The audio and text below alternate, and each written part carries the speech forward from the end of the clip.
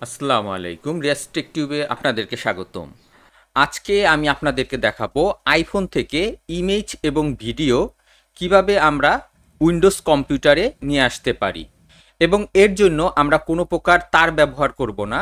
তো এই কাজটি আমরা উইন্ডোজ 10 থেকেও করতে পারবো এবং উইন্ডোজ 11 থেকেও করতে পারবো। তো আমরা এখানে স্টার্ট মেনুতে ক্লিক করব।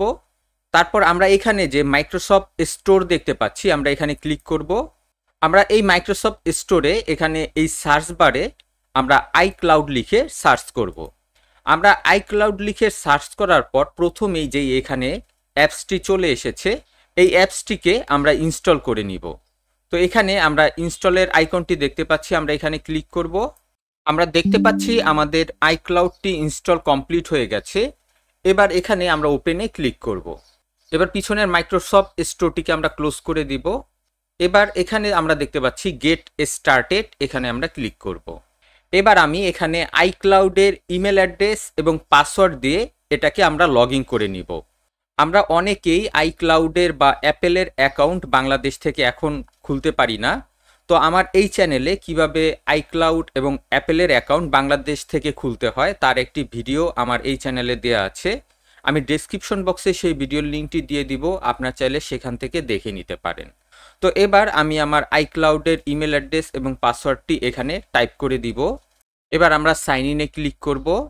এবার আমাদের আইফোনে একটি ভেরিফিকেশন কোড চলে গেছে, সেই কোডটি আমরা এখানে বসিয়ে দিব। এবার এখান থেকে আমরা সিন্স ফটো এটাকে আমরা ক্লিক করে দিব। তারপর সিন্স ফাইল এটাকে আমরা ক্লিক করে দিব। এরপর এখানে আমরা সিন্স ইয়োর পাসওয়ার্ড এখানে আমরা ক্লিক করে দিব।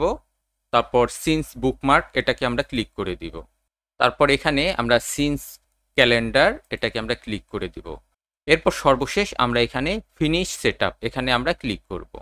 আমরা দেখতে পাচ্ছি আইক্লাউড থেকে আমাদের ফোন থেকে সকল ডাটাগুলি আমাদের কম্পিউটারে ডাউনলোড হওয়া শুরু হয়ে গেছে।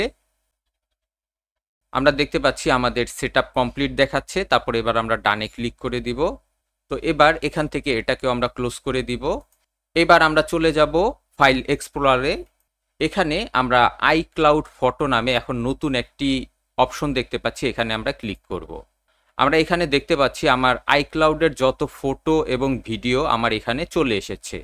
এবার সকল ভিডিও এবং ফটোগুলিকে যদি আমার এই কম্পিউটারে ডাউনলোড করে নিতে চাই, তো আমি যেই ফটো এবং ভিডিওগুলিকে ডাউনলোড করতে চাই সেগুলিকে আমি সিলেক্ট করব। তারপর রাইট বাটন ক্লিক করে এখানে always keep on this device এটাকে আমি সিলেক্ট করে দিব।